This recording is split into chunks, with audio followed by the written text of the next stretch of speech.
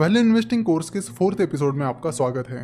पिछले एपिसोड में हमने एसेट बेस्ड वैल्यूएशन के बारे में समझा था और इस एपिसोड में हम बात करने वाले हैं प्राइस टू अर्निंग रेशो की, जो कि एक वैल्यूएशन रेशो है और जिससे आप पता कर सकते हो कि कोई स्टॉक अंडर वैल्यूड है या ओवर वैल्यूड है। तो सबसे पहले देखते हैं कि ये प्राइस टू अर्निंग रेशो कैसे कैलकुलेट किया जाता है। तो प्राइस टू अर्निंग रेशो का फॉर्मूला है share price divided by EPS, that is earning per share. तो अर्निंग पर शेयर का क्या फॉर्मूला है? तो अर्निंग पर शेयर का फॉर्मूला है profit divided by total number of outstanding shares. यानी ईपीएस का मतलब होता है कि अगर कंपनी अपना पूरा प्रॉफिट अपने सारे शेयर होल्डर्स के बीच बांट देती तो एक शेयर के पीछे उस शेयर होल्डर को कितने पैसे मिलते हैं। अगर किसी कंपनी की शेयर प्राइस 100 रुपए है और उस कंपनी का ईपीएस 5 है तो उसका मतलब है कि अगर कंपनी अपना पूरा प्रॉफिट अपने शेयर होल्डर्स के बीच बांट देती तो एक शेयर के पीछे शेयर होल्डर को 5 रुपए मिलते हैं। तो ईपीएस जितना ज्यादा उतना अच्छा।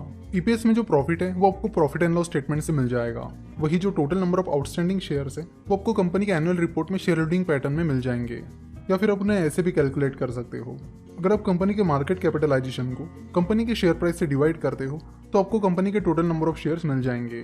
सो जनरली आपको ईपीएस कैलकुलेट करने की जरूरत नहीं होती, ईपीएस रेडीमेड होता है और आपको price to earning ratio calculate करने की भी जरूरत नहीं होती। प्राइस टू अर्निंग रेशियो भी आपको रेडीमेड मिल जाता है। moneycontrol.com, screener.in, इन जैसी कई सारी वेबसाइट्स हैं जहां पर आपको ये रेशियोज रेडीमेड मिल जाएंगे। अगर आप moneycontrol.com पर किसी कंपनी का नाम सर्च करते हो तो आपको यहाँ पर कंपनी का प्राइस टू अर्निंग रेशियो मिल जाता है। जैसे कि हम यहाँ पर moneycontrol.com पर HDFC बैंक का नाम सर्च कर रहे हैं, जिसके बाद हमें यहाँ पर HDFC बैंक का पी रेशियो मिलता है जो कि फिलहाल 29 पॉइंट समथिंग है। अब सवाल ये है कि कैसे पता करें कि ये पी रेशियो कम है या फिर ज़्यादा। तो उसके लिए आपको उस कंपनी को उसी इंडस्ट्री की बाकी कंपनीज के साथ कंपेयर करना होगा। जैसे कि HDFC बैंक एक बैंक है तो आपको HDFC बैंक की प्राइस टू अर्निंग रेशियो को कुछ और बैंक्स के प्राइस टू अर्निंग रेशियो के साथ कंपेयर करना होगा।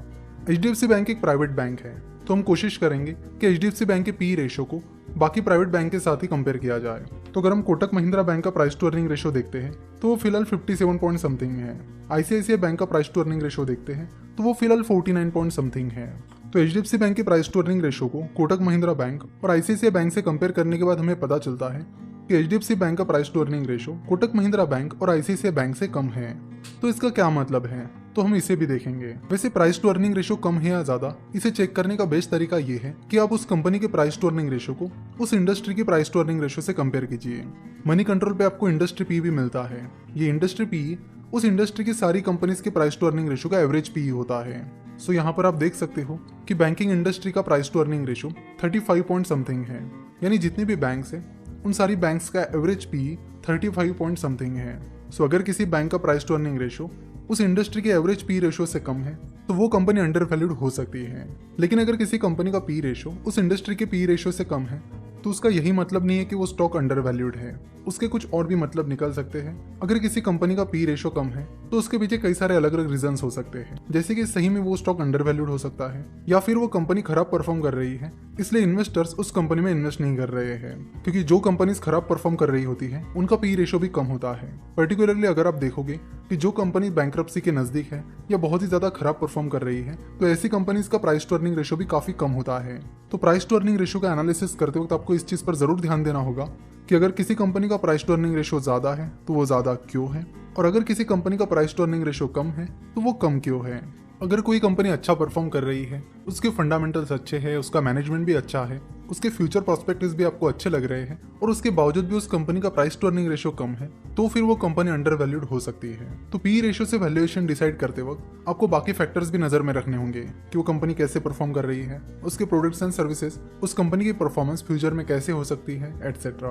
क्योंकि बस पी रेशियो आपको ज्यादा इन्फॉर्मेशन नहीं दे पाता है, इसलिए से पी रेशियो के बेसिस पर अगर आप डिसाइड करोगे कि कोई स्टॉक अंडर वैल्यूड है या ओवर वैल्यूड तो वो पता करना काफी मुश्किल है। पी रेशियो बस आपको एक ओवरव्यू देता है उस कंपनी के बारे में, उस कंपनी के वैल्यूएशन के बारे में। बाकी उसके पीछे के रीजंस और बाकी फैक्टर्स का एनालिसिस आपको खुद करना पड़ता है। सो अगर किसी कंपनी का पी रेशियो बहुत कम है और आप उस कंपनी में इन्वेस्ट कर रहे हो क्योंकि उस कंपनी का पी रेशियो कम है तो ये एक सही इन्वेस्टमेंट नहीं होगी। तो पी रेशियो को आप वैल्यूएशन के ओवरव्यू के लिए यूज कर सकते हो। यानी ऊपर ऊपर से अगर आपको किसी कंपनी के वैल्यूएशन के बारे में जानना है तो आप उस कंपनी का प्राइस टू अर्निंग रेशियो देख लीजिए। कीजिए। कंपनी का पी रेशो देखने के बाद आपको कंपनी के वैल्यूएशन के बारे में थोड़ी बहुत आइडिया आ जाती है, तो पी रेशो का एनालिसिस आप जरूर करिए, लेकिन आप पूरी तरह से पी रेशो पर डिपेंड मत रहिए, क्योंकि पी रेशो आपको कंपनी की फ्यूचर परफॉर्मेंस के बारे में कुछ नहीं बताता है। क्योंकि पी रेशो का जो वैल्यूएशन होता है वो कंपनी की करंट परफॉर्मेंस की बेसिस पर होता है, जबकि जब भी आप इन्वेस्ट करते हो तो आपका मेन खेल कंपनी की फ्यूचर परफॉर्मेंस पर डिपेंड करता है। इसलिए जरूरी होता है कि कंपनी फ्यूचर में कैसे परफॉर्म करेगी इसका फैक्टर भी कंपनी के वैल्यूएशन में आना चाहिए, जो कि प्राइस टू अर्निंग रेशो में नहीं आता है। और एक बात, प्राइस टू अर्निंग रेशो में इंट्रिंसिक वैल्यू का फैक्टर नहीं आता है, यानी प्राइस टू अर्निंग रेशो निकालने के लिए आपको इंट्रिंसिक वैल्यू निकालनी नहीं होती है। अगर आप किसी भी कंपनी का प्रॉपर वैल्यूएशन निकालना चाहोगे तो उसके लिए आपको कंपनी की इंट्रिंसिक वैल्यू निकालना बहुत जरूरी है, लेकिन प्राइस टू अर्निंग रेशो में इंट्रिंसिक वैल्यू नहीं निकाली जाती। सो अगर आपको किसी कंपनी का अच्छे से वैल्यूएशन निकालना है तो आप उस कंपनी की इंट्रिंसिक वैल्यू निकालिए। और इंट्रिंसिक वैल्यू निकालने का तरीका है DCF method, that is discounted cash flow method. DCF method से आप कंपनी के इंट्रिंसिक वैल्यू यानी एक्चुअल वैल्यू निकाल सकते हो, और DCF को हम नेक्स्ट एपिसोड में देखेंगे। जनरली जब भी आप किसी कंपनी में इन्वेस्ट करने जा रहे हो तो आपके जो रिटर्न है वो डिपेंड करते हैं कि वो कंपनी फ्यूचर में कैसा परफॉर्म करेगी। अगर कंपनी फ्यूचर में अच्छा परफॉर्म करती है तो लॉन्ग टर्म में कंपनी की शेयर प्राइस उस कंपनी की बिजनेस ग्रोथ को फॉलो करेगी, और अगर लॉन्ग टर्म में वो बिजनेस अच्छा परफॉर्म नहीं करता है तो शेयर प्राइस भी अच्छा परफॉर्म नहीं करेगी। तो जब भी आप किसी कंपनी में इन्वेस्ट कर रहे हो तो आपको उस कंपनी की वैल्यूएशन उस कंपनी के फ्यूचर परफॉर्मेंस के बेसिस पर कैलकुलेट करनी होगी, लेकिन प्राइस टू अर्निंग रेशो ऐसा नहीं करता है। इसलिए आप DCF मेथड का यूज कर सकते हो, जो कंपनी की फ्यूचर परफॉर्मेंस को अकाउंट में लेती है। तो अंडर वैल्यूड और ओवर वैल्यूड कंपनीज ढूंढने के लिए आप प्राइस टू अर्निंग रेशो का एनालिसिस जरूर कीजिए, लेकिन सिर्फ प्राइस टू अर्निंग रेशो पर डिपेंड मत रहिए। आप DCF मेथड का भी इस्तेमाल कीजिए, जो कि हम नेक्स्ट लेक्चर में देखने वाले हैं। आशा करता हूँ कि आपको प्राइस टू अर्निंग रेशो अच्छे से समझ में आया होगा। तो मिलते हैं नेक्स्ट लेक्चर में DCF मेथड के साथ, जो कि काफी इंटरेस्टिंग है। हमसे जुड़े रहने के लिए आप हमें फेसबुक, ट्विटर और इंस्टाग्राम पर फॉलो कर सकते हो। वीडियो देखने के लिए और हमारे साथ जुड़े रहने के लिए आपका बहुत बहुत धन्यवाद।